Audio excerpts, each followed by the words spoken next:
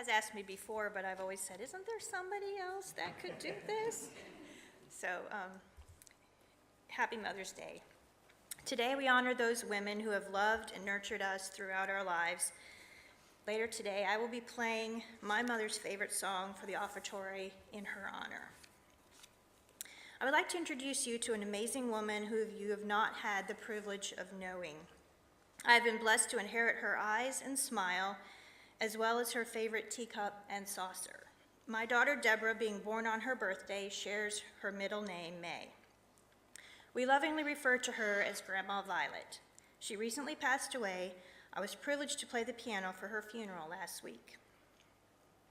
Violet May Warren McKinnies was an example of faithfulness and determination that is so lacking in this world today. She was born in 1920 to a single mother, was reared by her grandmother, aunt, and uncle. She only had sporadic contact with her own mother.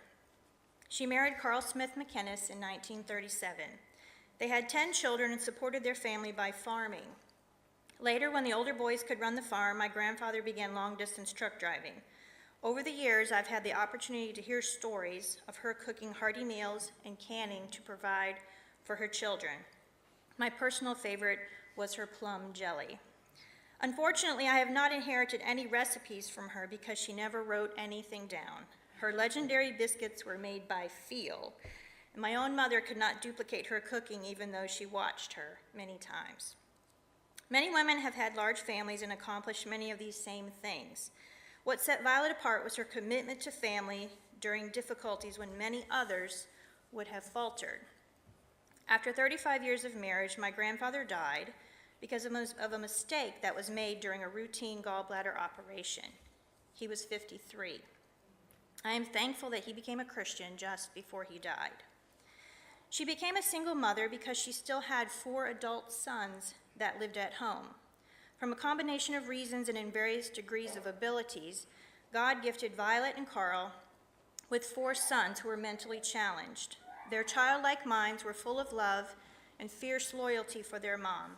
She helped them deal with the loss of their daddy and tried to help them understand the finality of death.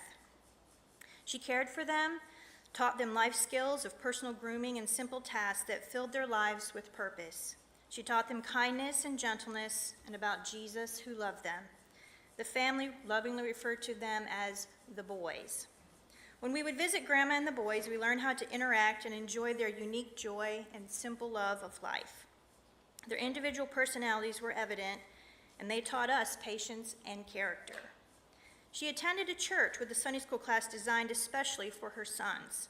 Her own Sunday school class, attended mostly by widows, served others by providing meals for families who had new babies or were recovering from a hospital stay. Her most requested meal was chicken and dumplings and green beans with new potatoes.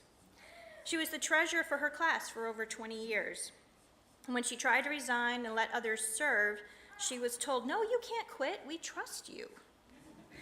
I have experienced getting myself and 2 toddlers ready on a Sunday morning while my husband was participating in other areas of ministry, and it is no easy task, even when everyone is cooperating.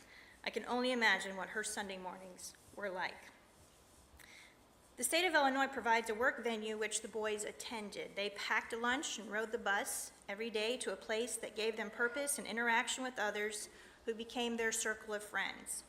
She was involved with what she knew how to do better than most people, cooking for large crowds, in the summer camp that the boys attended. Each time we visited, they would proudly show off the displays of crafts they had made and awards that they had won. As busy as her life was, she still found time to make quilts for each of her 10 children and others as well. The table runner that I use at Christmas on my coffee table was quilted by her. Someday I hope to inherit the wedding ring quilt that she made for my dad. 2 of her sons preceded her in death. As her health condition became difficult, she made arrangements for her 2 remaining sons to be close by so they could visit her as often as they wanted. Even though others were caring for them, she was involved in their lives as much as possible. Personally, I remember that she loved to sit with me at the piano and encouraged everyone to gather around and sing all the old songs and hymns. She had a beautiful alto voice. 3 years ago, her mind was clouded with dementia. Today, she is with Jesus, whole in mind and body. and walking streets of gold with her husband and 2 sons, who are also whole in mind and body as never before. I believe she heard her Savior say, "Well done, thou good and faithful servant."